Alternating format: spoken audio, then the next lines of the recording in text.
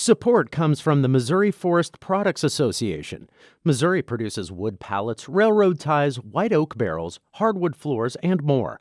Details on the variety of products made in the state are at choosewood.com. I'm Sarah Fensky. This is St. Louis on the Air. I grew up here in St. Louis, and it wasn't until I moved back when I realized that we have these amazing rivers.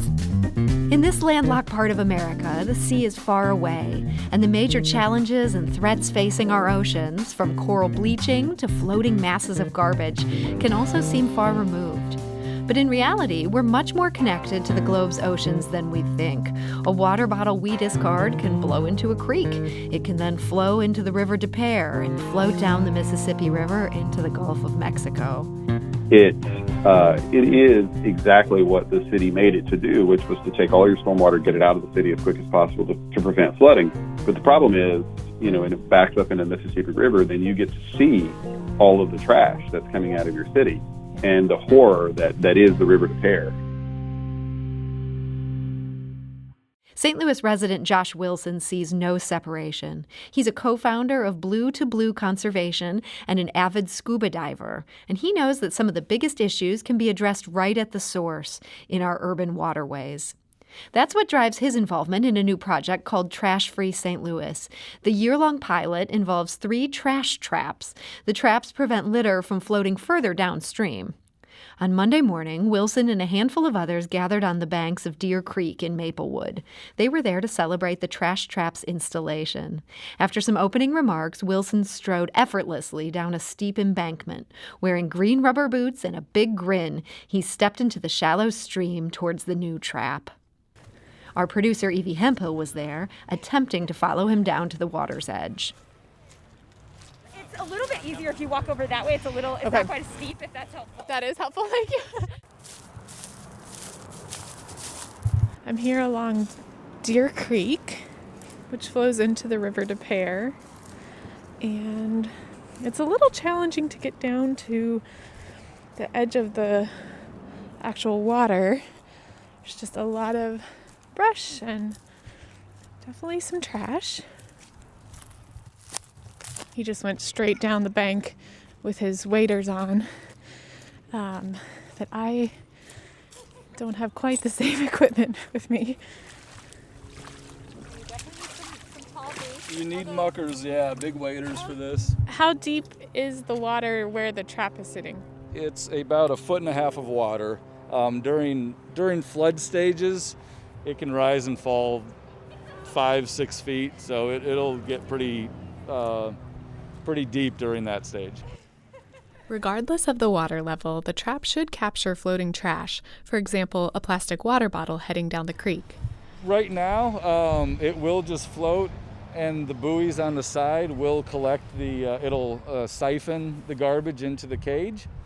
And once it's in the cage, it should stay there. And then every 2 weeks, I'll come in and check on it. If it gets full, if it rains, more garbage will come down the river. And then I'll have to check on it more. But yeah, once it's in the cage, then I can come in and just pick it out. And then it has a door on the back to where you can just open it up and then let the sticks and the other little natural debris come out. How is it that, a fish doesn't get caught, but trash does? So there is no bottom to the cage. It looks like there would be, and it seems like there should be, but these are designed for floating garbage only. And that is one of the reasons why we don't have bottoms to cages, so wildlife can still pass underneath it. All the booms and all the creeks, wildlife can get around them very easily. We haven't had a problem yet. Now, why this spot? I mean, there's a lot of creeks and rivers in St. Louis. Yeah. Why this one? This one flows directly into River Des Peres, and it's a high polluted creek as well. If you can kind of look around, there are trash bags everywhere in the trees, water bottles floating around and everything like that. And so Christine chose this creek originally. We agreed that this was a great spot for it. And since it flows into River Des Peres, hopefully that will keep some of the stuff out from then going into the Mississippi. The Christine that Josh Wilson mentioned is St. Louis Alderwoman Christine Ingracia. While her own ward doesn't include Deer Creek, she was one of the local officials on hand there Monday. Ingracia says water issues need regional solutions. I became more actively involved in river issues subsequent to the record-breaking flooding we had in 2015. In 1993, I was young but was sandbagging, and we were told that this was sort of a 500-year event. And subsequent to 2015, we've had another few major events, and one of those in 2019 really put a lot of trash in River Des Peres. And even though that's not in my area, because I am involved with residents and organizations that are advocating for the river, I started working on a solution and discovered the trash trap solution. And so reached out to the St. Louis Aquarium. They agreed to fund the first trap. We were hoping to put it in River Des Peres, but the conservation partners that we worked with decided that we would pilot on 3 streams that fed into the River Des Peres to see if that worked, and then hopefully the result of this pilot program will enable us to put in on River Des Peres or in other areas that feed into River Des Peres. The trash trap in Deer Creek comes from a nonprofit in North Carolina called Asheville Greenworks. Eric Bradford is the organization's director of operations, and he says that in Asheville alone, Greenworks collects about 60,000 pounds of trash from waterways every year. Greenworks volunteers used to do that by taking boats out on the water and grabbing it. But in 2015, the volunteers decided that using boats wasn't enough. They created the trash traps, like the one now floating in Deer Creek. We know where trash collects. It collects on strainers. So anytime there's a tree or an object in the river out there, trash collects around it. And so we thought, well, we could build something. We could build a device that sits in a waterway passively and collects all of the stormwater debris and keeps it from getting into the larger body of the water. Bradford has a special interest in the River Des Peres, and he says the traps could be a game changer for St. Louis. A lot of folks in St. Louis call it the River Despair, and it is exactly what the city made it to do, which was to take all your stormwater, get it out of the city as quick as possible to prevent flooding. But the problem is, when it backs up in the Mississippi River, then you get to see all of the trash that's coming out of your city and the horror that is the River Des Peres. The organizers of this year-long project, Trash Free St. Louis, will depend on an army of volunteers.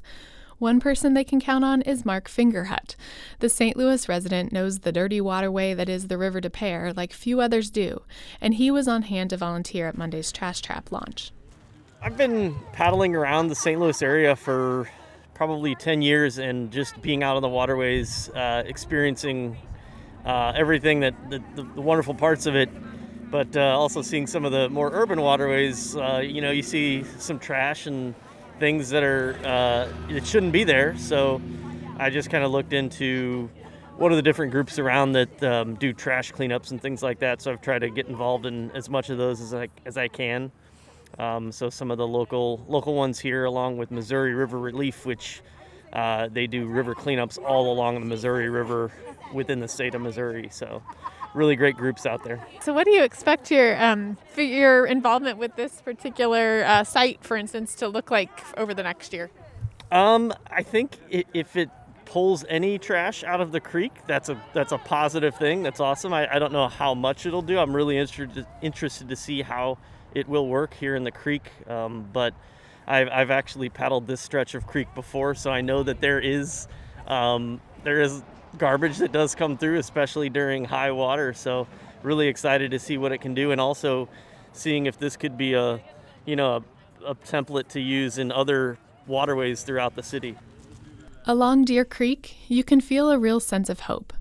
Leah Wilson is a founder of Blue2Blue Conservation, alongside her husband Josh, whom we heard tromping through the water earlier. For a couple years, they lived on a boat in the Bahamas before returning to their hometown of St. Louis. Water remains very much on their minds these days. Blue2Blue is really about cleanups, but also education. And I think that community cleanups and getting, everybody involved and hands-on and seeing what litter looks like and the real problem firsthand goes a long way to helping really keep that awareness top of mind and helping people understand how important it is to make small changes in your lives, to use less plastic, or make sure you're recycling and separating your garbage or your waste, and it's just and these are, for the community. That's for all of us, for clean water across St. Louis. So the more people that get involved and kind of feel invested in that initiative or the clean water, initiative, the better this will be for the whole community. Wilson says Blue2Blue Conservation will host monthly cleanups, and those volunteer opportunities will be posted on the organization's Facebook page. And she says people only need gloves and a sturdy pair of shoes. Bags are provided. And while the task at hand and the amount of garbage can seem insurmountable, it's hard not to feel optimistic about the difference a handful of passionate volunteers can make, and why our gateway city doesn't need to be a gateway for more trash in our waterways. That reporting was by our producer, Evie Hemphill. And here to tell us a bit more about Trash-Free St. Louis is Rachel Bartels. She's a waterkeeper with Missouri Confluence Waterkeeper. Rachel, welcome.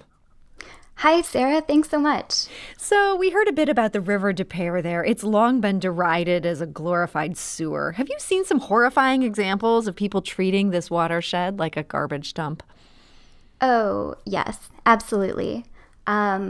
I have participated in cleanups. I've paddled in the River de Pere. So yes, I've seen firsthand the amount of trash that, Josh and Mark were referencing in the interview. Dare I ask, what's the worst thing you've seen on the river?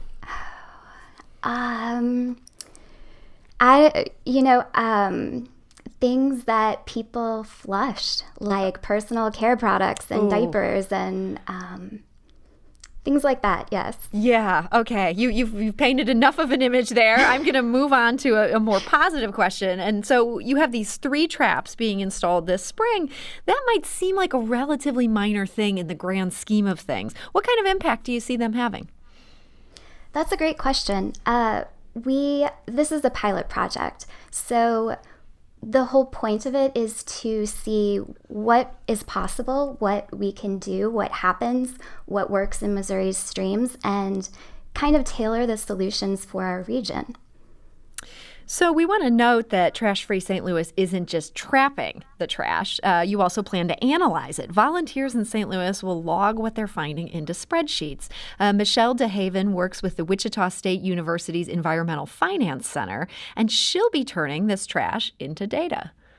So when people are out there, after they pull the traps out of the water and they're collecting all the trash and putting it into piles, they'll have a sheet or an app, either or both, that they'll be marking what the piece of trash is and what condition it is. Our biggest hope is to create a picture of what kind of trash is flowing down the river. That is Michelle DeHaven. She's with Wichita State University. Rachel, what do you hope to do with that picture once the spreadsheet creates it? That's a great question. So this project, we have some goals, and we want to be able to trace the plastics and the trash in our waterways back to the source so that we can maybe identify where it's coming from, if it's happening in certain locations or during certain seasons or times of the year. And we hope to support effective source mitigation efforts and really focus on these upstream solutions to improve water quality than continuing to clean up the rivers as a more passive activity, like more of a Band-Aid. We actually want to figure out where the trash is coming from, because upstream interventions and solutions ultimately reduce the need for the downstream capture, and that's often more costly and difficult to do. So on our St. Louis on the Air Facebook page, we shared that you'd be coming on to talk about this. We got a message from Mary. She writes, "This is great for our waterways, habitat, and river creatures.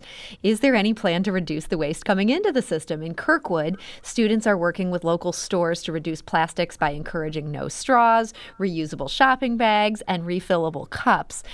So once you have this data and you have a sense of what is the biggest problem, is this something that you're going to take to the schools, or where do you see this data going?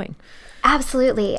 We will share it with the cities, the municipalities. We can share it with university students or high school students or anyone who is interested in it. Maybe the tech community can take the data and come up with some innovative tech solutions. We really want these trash traps and these trash booms to be a community resource. So have a purpose that's beyond just capturing the trash. So if anyone out there has ideas or ways to use them and engage, we would love to hear it. So you mentioned that some of the entities that will be hearing about this are the 3 municipalities where these traps are located. You've got one in Maplewood, one in University City, one in South St. Louis. It's just the classic St. Louis story that here we've got this one watershed, so many different government entities. Was it hard to deal with these different municipalities to get permission to do this in the first place? I have to say that the people we talked to in the cities were so helpful and supportive and encouraging. The issue was that it has never been done here before. So there were a lot of questions about process and who do we need approvals from and do we need this permit or that permit. And so dealing with that in 3 separate cities at the same time, looking back on it, I probably wouldn't have chosen to do it that way. But we had a great community. People like Mary Lou at Brightside stepped up to help us out with a lot of the stuff in the city of St. Louis. And Christine Ingracia, Alderwoman Ingracia, even though it's not her ward, it's her city, and she's so passionate about this. And she has spent the last couple of years like following through on this. So there were a lot of people involved in this that, we couldn't have done it without each other. So was there a need for 3 different permits ultimately? Everybody made you, get this officially sanctioned. Yes, and they all did it slightly differently. So it was interesting to do. We also needed approval from the state and from the Army Corps of Engineers. Boy, hearing that, you can understand why projects like this don't happen more frequently. And yet at the same time, what you're doing seems like such good work. Is there some way that going forward, maybe we could streamline this a little bit, get more of these, if this turns out to be as positive as it looks like it's going to be? Absolutely. And with the funding from EPA Region 7, that is one of our goals. While it's new in St. Louis, it is happening all over the country, and many cities have had these trash traps and trash booms for many years. So in reaching out to the Waterkeeper network, I was able to borrow things that worked in other cities, so I wasn't actually inventing the wheel. And as part of that, with the Waterkeeper Alliance and with this group here in St. Louis, we're putting together kind of a manual or procedural thing so that other communities, other cities, nonprofits, clean water groups can pick up a document and flip through it and see very easily who they need to talk to, best practices, things like that. So hopefully it will make it much easier to bring more of these to communities. Rachel, I couldn't help but notice in looking at your bio that you also worked on clean water issues in San Diego, and thinking about that work and thinking of the fact that other places have been doing these kind of traps for years now. Here in St. Louis, do you think we maybe don't think about the role we play in the bigger watershed in the way that a place like San Diego, where they're right on the ocean, that's more front and center for them? Absolutely. I think I grew up here in St. Louis, and it wasn't until I moved back when I realized that we have these amazing rivers. Like, you can paddle on the Mississippi River and on the Missouri River, and it's amazing. Whereas growing up, I thought, oh, they're these muddy things you drive over. This has even been an experience for me moving back here to really make that connection to our local waterways and the bigger picture of our rivers and streams and, how it all is connected. So I know this project is being positioned as a 1-year project at this point. Do you expect this trapping and collection and even analysis to continue after the first year? I would love to see that happen. I think that's the goal, or that's our hope. And we're going to see how it goes. We're flexible. We're just open to whatever happens. So, and who will that depend on in order to get it renewed? Would that be needing the funding source renewed, or is there more to it than that? Well, it would depend on the local municipalities. If the cities want to keep the traps, if they want to take ownership of them, if there are other communities, we've been talking to St. Peter's and St. Charles and identified a few great locations for trash traps there. So maybe we move them around. Maybe there's more funding. The traps themselves don't cost that much.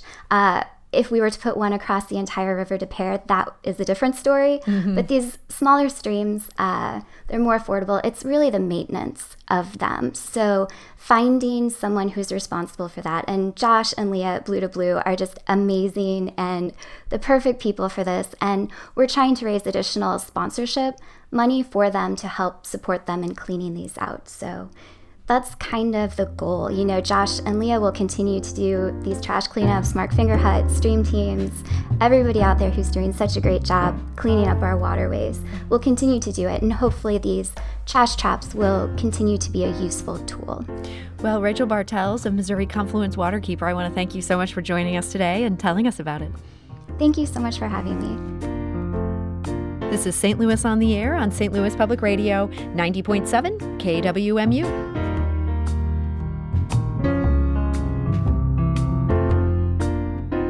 If you learned something new from today's episode, consider leaving us a review and rating on Apple Podcasts on the App Store. It's the easiest way to help people discover our show. We appreciate it. Thank you.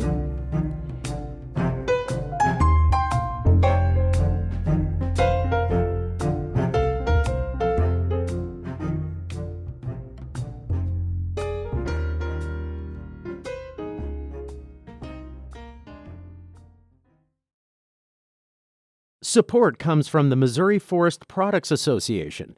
Missouri produces wood pallets, railroad ties, white oak barrels, hardwood floors, and more. Details on the variety of products made in the state are at choosewood.com.